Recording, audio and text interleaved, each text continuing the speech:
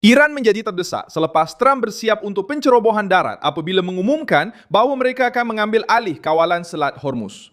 Kita akan menjadi penjaga selat itu. Mungkin kita boleh panggil diri kita malaikat penjaga selat itu.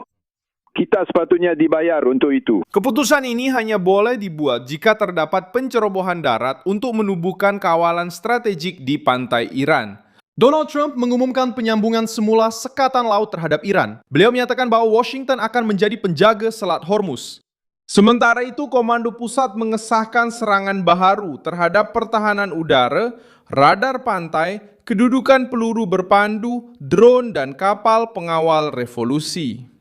Pada masa yang sama, kapal induk Abraham Lincoln dan George H.W. Bush, selain dua kapal amfibia besar, kekal dikerahkan di Timur Tengah. Gabungan ini telah membunyikan amaran di Tehran kerana tindakan-tindakan ini mengurangkan sistem yang digunakan untuk memantau pantai dan menghalang kemarahan tentera asing. Trump menyatakan bahawa perjanjian itu telah dilanggar oleh Tehran dan berjanji akan bertindak balas dengan tegas. Kami telah menyerang mereka dengan kuat malam tadi. Setiap kali mereka menghantar drone, kami membalas dengan setimpal. Tetapi kami mempunyai perjanjian yang tiada siapa tahu. Ia adalah perjanjian tertutup, tetapi mereka telah melanggarnya. Mereka sentiasa melanggarnya. Kita sudah pernah membuat 10 perjanjian dengan mereka. Jadi kita akan menyerang mereka dengan kuat dan memastikan selat itu terkawal. Apa yang sedang disediakan oleh Washington di hadapan pantai Iran? Kenapa radar dan pertahanan sedang dimusnahkan sekarang?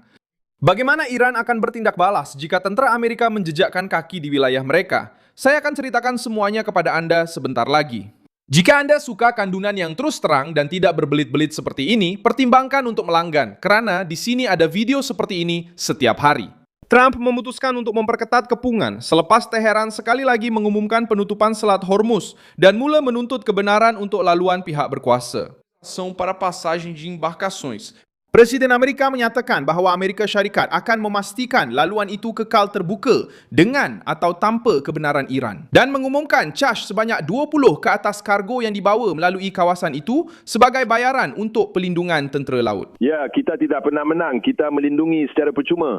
Dan sekarang kita akan melindungi dan kita akan dibayar banyak wang untuk melindungi. Tapi kita hanya mahu diberi pampasan kerana melakukan semua itu, kerana meletakkan rakyat kita dalam bahaya. Komando Pusat Amerika Syarikat telah mengesahkan serangan terhadap sistem pertahanan udara, radar pantai, struktur peluru berpandu, kedudukan drone dan kapal tentera kecil.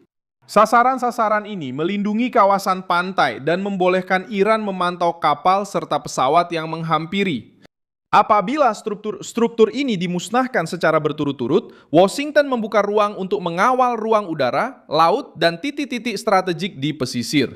Ini tidak membuktikan bahawa pencerobohan itu telah pun diluluskan, tetapi ia mewujudkan syarat-syarat yang diperlukan sekiranya Trump memutuskan untuk mara. Penumpuan tentera laut menguatkan tafsiran ini. Amerika Syarikat mengekalkan kapal induk Abraham Lincoln dan George H.W. Bush di Timur Tengah, diiringi oleh kapal amfibia Tripoli dan Boxer. Kapal induk menyokong serangan dan perlindungan udara. Kapal amfibia boleh membawa marine, helikopter dan peralatan pendaratan. Kehadiran serentak platform-platform ini memberi Trump keupayaan untuk memperluaskan pengeboman, melindungi konvoi perdagangan dan melaksanakan pendudukan terhad di wilayah Iran tanpa mengumumkan terlebih dahulu satu kempen yang panjang. Amaran paling tegas datang daripada Jeneral Besar Frank McKenzie, bekas Komander Komando Pusat. Dalam satu temu bual yang disiarkan pada 12 Julai, beliau menyatakan bahawa pasukan Amerika mempunyai keupayaan untuk mengawal Selat Hormuz dan bahkan mengambil alih Pulau Khark, titik utama ekspor minyak Iran. McKenzie berkata bahawa penguasaan wilayah Iran boleh meningkatkan kuasa Washington dalam rundingan akan datang. Beliau tidak menyebut tentang perarakan ke Teheran, tetapi secara terbuka meletakkan pengambil alihan wilayah Iran sebagai salah satu pilihan yang mungkin. Apabila bekas komander wilayah mempertahankan langkah ini di rangkaian nasional, idea itu tidak lagi beredar hanya sebagai kabar angin. Pelabuhan Duqm di Oman juga menjadi perhatian selepas tersebarnya gambar-gambar yang didakwa menunjukkan kapal sokongan maritim yang dikaitkan dengan operasi khas Amerika. Kehadiran kapal tersebut masih belum disahkan secara rasmi sebagai sebahagian daripada rancangan pencerobohan. Walaupun begitu, Duqm menawarkan akses ke Laut Arab dan terletak di luar kawasan sempit Selat Hormuz. Bagi Teheran, sebarang pengukuhan Amerika di kawasan ini meningkatkan kecurigaan bahawa Washington sedang menyediakan alternatif untuk masuk melalui pesisir atau menyokong pengambil alihan pantas pulau-pulau dan kemudahan strategik. Iran membalas dengan melancarkan serangan di seluruh rantau ini. Tetapi reaksi ini juga memberikan Trump hujah bahawa struktur Iran perlu dineutralkan sebelum serangan baru mencapai pangkalan dan laluan perdagangan. Ketegangan menjadi semakin serius selepas serangan ke atas GFS Galaxy, kapal kontena yang berdaftar di bawah bendera Cyprus. Kapal tersebut telah terkena peluru yang tidak dikenali semasa melalui Selat Hormuz. 23 anak kapal telah diselamatkan oleh tentera Laut Oman. Namun, jurutera dari India masih hilang. Iran menyatakan bahawa mereka melepaskan tembakan amaran kerana kapal itu melalui laluan yang tidak dibenarkan. Bagi Washington, insiden itu menunjukkan bahawa Teheran berniat untuk menentukan kapal mana yang boleh berlayar dan menggunakan kekerasan terhadap sesiapa yang tidak menerima peraturannya. Krisis itu juga telah merebak ke Yaman. Kerajaan Yaman yang disokong oleh Arab Saudi menyatakan telah menyerang landasan lapangan terbang antarabangsa Sana'a untuk menghalang pesawat Iran dari Mahan Air daripada mendarat. Pusing sini, pusing ke sini, balik. Pada saat ini, para penonton yang dihormati, seperti yang Anda dapat lihat, serangan udara agresif ke atas lapangan terbang antarabangsa Sana'a masih berlaku. Dengan 2 serangan yang telah mengenai landasan. Di landasan pendaratan dan berlepas di sini, seperti yang Anda dapat lihat.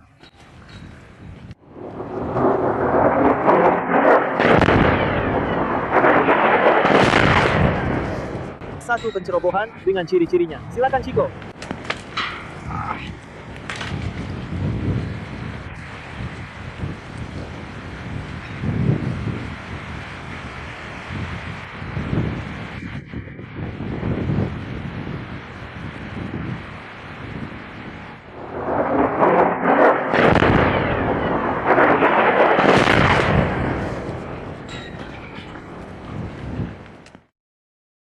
Pesawat itu membawa delegasi Houthi yang pulang dari upacara kematian Ali Khamenei dan akhirnya mendarat di Rodeida.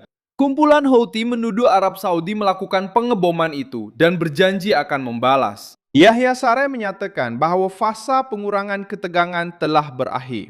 Episod ini menunjukkan bahawa tekanan terhadap Iran sudah sampai ke koridor yang digunakan oleh sekutunya di Yaman dan boleh membuka semula satu lagi medan yang sebelum ini agak terkawal. Trump menambah lagi tekanan dengan menyatakan bahawa Ali Khamenei sudah tiada dan anaknya Mojtaba akan tersingkir dalam masa 90 hari. Presiden itu juga berkata bahawa Iran telah kehilangan sebahagian besar armada lautnya, angkatan udaranya dan pertahanannya. Tak ada apa-apa. Tanpa armada laut atau angkatan udara, semuanya sudah berakhir. Pertahanan anti pesawat mereka sudah musnah. Semua pemimpin mereka telah terbunuh. Pemimpin terbaik mereka telah terbunuh. Mereka sudah tiada. Khamenei telah mati. Anaknya juga akan tersingkir dalam masa 90 hari. Dan New York Times kata, mereka lebih baik hari ini. Dan inflasi mereka adalah 350%. Teheran kini berdepan dengan gabungan yang sangat berbahaya. Pantai sedang diserang. Trafik perdagangan menurun kira-kira 52 dalam beberapa hari sahaja. Dan harga minyak Brent meningkat lebih daripada 4 pada hari Isnin ini.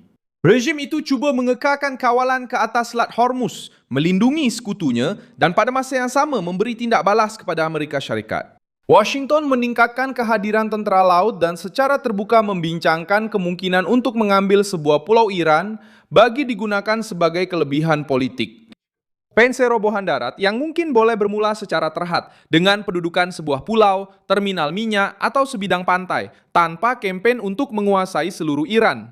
Pilihan ini akan membolehkan Trump menekan Tehran, membuka selat dan menunjukkan kemenangan ketenteraan tanpa mengarahkan kemarahan jauh ke dalam wilayah.